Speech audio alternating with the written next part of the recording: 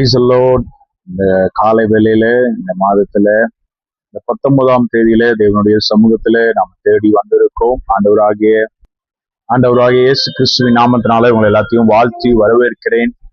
இந்த புதிய நாளில தேவன் நமக்கு என்ன ஆசீர்வாதங்களை வைத்திருக்கிறார் அப்படின்னு சொல்லி ஜெபிக்கும் பொழுது ஆண்டவருடைய வார்த்தை ஒரு நல்ல ஒரு வார்த்தை. இன்னைக்கு தேவனுடைய சமூகத்திலிருந்து ஒரு வார்த்தை உங்களுக்கு நான் பகிர்ந்து கொள்ள விரும்புகிறேன். வசனம் எடுத்துக்கொள்வோம். ஏசாயா எழுதின நிருபம் 41ஆம் அதிகாரம் 10வது வசனம் நான் வாசிக்கிறேன், கேளுங்கள். பயப்படாதே. ஏசாயா எழுதின 41ஆம் அதிகாரம் 10வது வசனம். நீ பயப்படாதே, நான் உன்னோடு கூட இருக்கிறேன். திகையாதே, நான் உன் தேவன். நான் உன்னை பலப்படுத்தி உனக்கு சகாயம் பண்ணுவேன். என் நீதியின் வலது கரத்தினால் உன்னை தாங்குவேன். ஆண்டவர் பாருங்க, பழைய ஏற்பாடுல நீங்க பார்க்கும் பொழுது பெரிய தீர்க்கதரிசி அப்படின்னா ஏசாயா. சோ ஆண்டவர் ஏசாயாவுக்கு சொல்றாரு, என்ன சொல்றாரு அப்படின்னா, நீ பயப்படாத, நான் உன் கூட இருக்கிறேன். திகையாத, நான் உன் தேவன். நான் உன்னை பலப்படுத்தி, அதுல பாருங்க இந்த வார்த்தையை அழகா கோட் பண்றாரு பாருங்க. நான் உன்னை பலப்படுத்தி உனக்கு சகாயம் பண்ணுவேன். பலப்படுத்தி அப்படின்னா, ஏன்னா கர்த்தருடைய வார்த்தை அழகாய் சொல்லுகிறது. சோர்ந்து போயிருக்கலாம், ஒரு கவலை, ஒரு கஷ்டம், ஒரு பிரச்சனை, ஒரு பண கஷ்டம், ஏதோ ஒரு சூழ்நிலையில நம்ம கவலையில இருந்திருக்கலாம். ஆனால் ஆண்டவராகிய இயேசு கிறிஸ்து இன்றைக்கு என்னையும் பார்த்து உங்களையும் பார்த்து சொல்லுகிற ஒரே ஒரு வார்த்தைனா, பயப்படாத, பயப்படாதன்னு சொல்லி நிறைய இடத்துல வசனங்கள் இருக்கு. அதனால நம்மளுடைய பிரச்சனைகளுக்கு முன்னால நம்ம பிரச்சனையை தான் நம்ம பார்க்கிறோம். நம்ம பிரச்சனையோட நம்ம தேவனை நம்ம பெருசா நினைக்க மாட்டேங்கிறோம். இதுதான் ஒரு பெரிய மைனஸ். அதனாலதான் நம்ம எல்லா காரியத்திலயுமே நம்ம என்ன பண்ணிடுறோம், எழுந்து போயிடும்.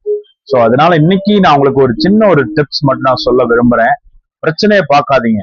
பிரச்சனையின் சமயத்துல, ஆண்டவரே நீர் பெரியவர், நீர் வல்லவர், நீர் செய்ய நினைத்தது தடைபடாது, நிச்சயமா எனக்கு இந்த காரியத்துல ஒரு ஜெயம் கிடைக்கும், ஒரு வெற்றி கிடைக்கும் அப்படின்னு சொல்லி நீங்க ஜெபம் பண்ணுங்க. கர்த்தர் நிச்சயமாய் செய்வார். அதுதான் ஆண்டவர் சொல்றாரு, நீ பயப்படாத, நான் உன் கூட இருக்கிறேன். திகையாதனா நீ திகில் அடையாத. நான் உன் வலதுகையை, நான் உன்னை பலப்படுத்தி உனக்கு சகாயம் பண்ணுவேன். என் நீதியின் வலது கரத்தினால் உன்னை தாங்குவேன்னு சொல்றாரு.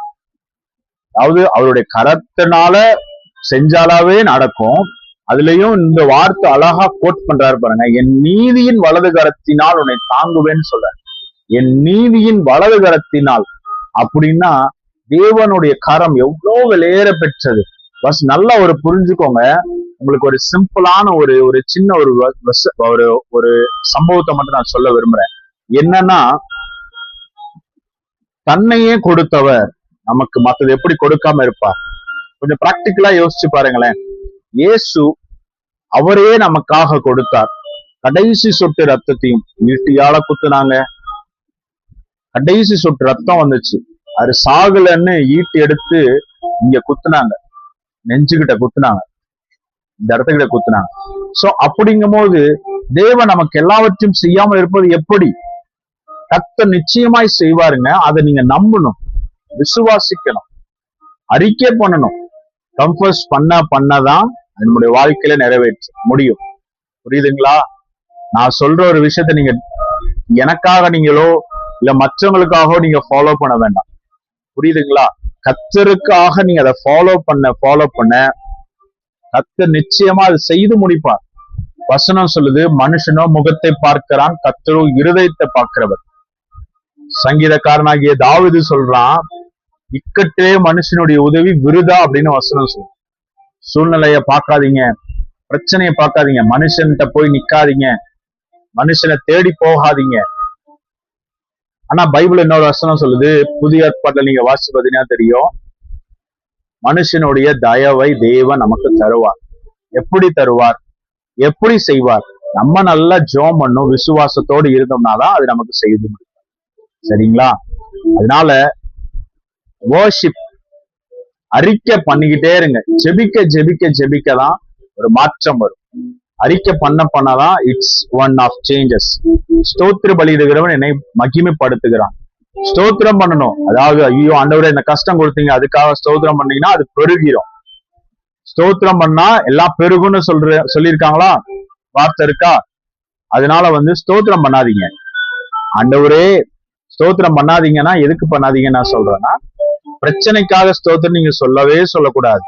ஆண்டவர் பிரச்சனை கொடுக்கிறவரே அல்ல. அது நல்லா புரிஞ்சுக்கோங்க. தேவன் பிரச்சனை கொடுக்கிறவரே அல்ல. யாக்கோபுல வசனம் இருக்கு, அவனவன் நான் அந்த வசனத்தை உங்களுக்கு எடுத்து காண்பிக்கிறேன். ஒரு பிரச்சனை வந்துச்சுன்னா அதுக்கு தேவன் தான் காரணம் அப்படின்னு நம்ம சொல்லவே கூடாது. யாக்கோபு எழுதின நிருபம் 1ஆம் அதிகாரத்துல தெளிவா அப்போஸ்தலனாகிய பவுல் யாக்கோபு எழுதின நிருபத்துல அழகா சொல்லி இருக்கிறார். 1ஆம் அதிகாரத்துல 8வது வசனம் அப்படின்னா 6வது வசனத்துல, ஆனாலும் அவன் எவ்வளவாகிலும் சந்தேகப்படாமல் விசுவாசத்தோடு கேட்க கடவன். சந்தேகப்படுகிறவன் காட்டிலாம் அடிக்கப்பட்டு கடலின் அலைக்கு ஒப்பா இருக்கிறான். இந்த வசனம் இருங்க, சாரி, இது சந்தேகப்படாம இருக்கணும் விசுவாசத்துக்கு. இந்த வசனம் ஒரு பிரச்சனைக்கு வந்துச்சு அப்படின்னா அது யார நம்ம சொல்றோம்? ஆண்டவரே இந்த பிரச்சனை கொடுத்ததுக்காக நன்றி நம்ம சொல்றோம் இல்லையா? அந்த பிரச்சனைக்கு தான் இந்த வார்த்தை. அப்போஸ்தலனாகிய பவுல் எழுதின நிருபம், பொதுவான நிருபம், யாக்கோபு 1ஆம் அதிகாரம் 11. சோதிக்கப்படுகிறவன் எவனும் நான் தேவனால் சோதிக்கப்படுகிறவன் என்று சொல்லாதிருப்பானாக. தேவன் பொல்லாங்கினால் சோதிக்கிறவரால் அல்ல, ஒருவரையும் அவர் சோதிக்கிறவரும் அல்ல. அவனவன் தன் சுய இச்சையினால் இழிப்புண்டு சிக்கொண்டு சோதிக்கப்படுகிறான். இந்த வார்த்தை எப்படி சொல்றாரு பாருங்க. நான் இந்த பிரச்சனை கர்த்தர் தான் எனக்கு கொடுத்தாரு அப்படின்ட்டு நம்ம என்ன பண்ணக்கூடாது, சொல்லவே கூடாது. சரிங்களா? ஒரே நிமிஷம்.